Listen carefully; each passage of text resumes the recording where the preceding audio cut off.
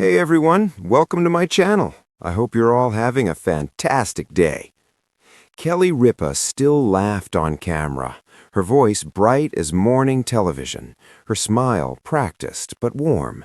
She still teased her co-hosts, still waved to the audience as if joy were stitched into her sleeves. But beneath the studio lights, beneath the applause, there was a secret she carried like a fragile glass heart. It began with exhaustion she couldn't explain. At night, when the house finally fell quiet, Kelly would sit at the edge of her bed, fingers curled tightly in the sheets, listening to the slow rhythm of her breathing.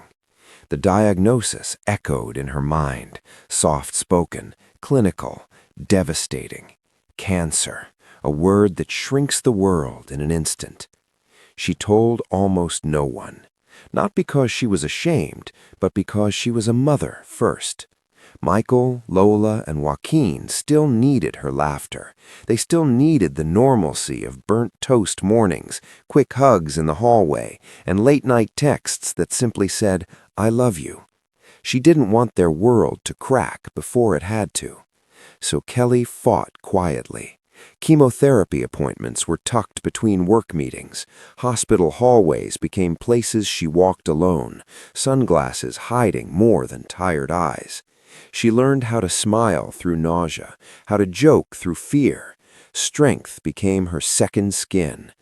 But children, even grown ones, sense when something is wrong. Michael noticed first. His mother paused more often, rested her hand on the counter like the world had suddenly grown heavier. Lola noticed the scarves, beautiful, carefully chosen, worn even indoors.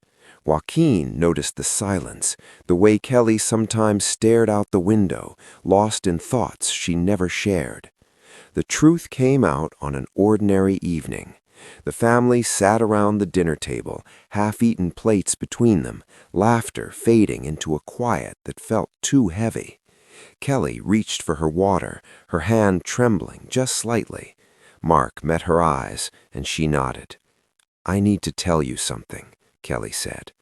Her voice didn't break, but theirs did. The word cancer fell into the room like shattered glass.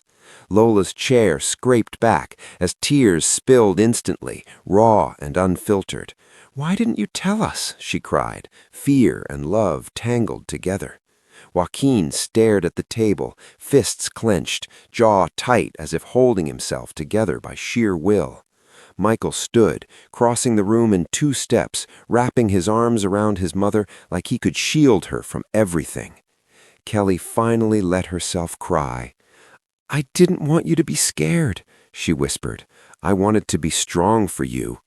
But in that moment, strength changed shape. They cried together, messy, honest tears. Fear poured out, but so did something else, fierce devotion.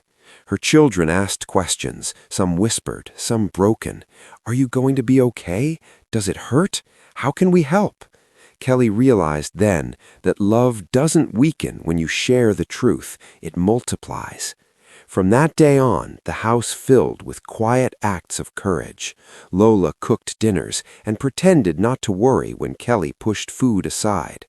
Joaquin walked beside her on slow evening strolls, saying little, offering everything. Michael checked in constantly, his voice steady, his heart anything but.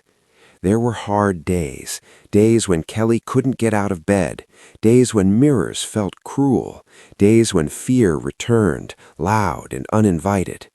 But there were also victories, laughter on the couch, movie nights, a bell rung softly in a hospital hallway, a doctor's smile that carried hope. Cancer changed Kelly, but it didn't take her.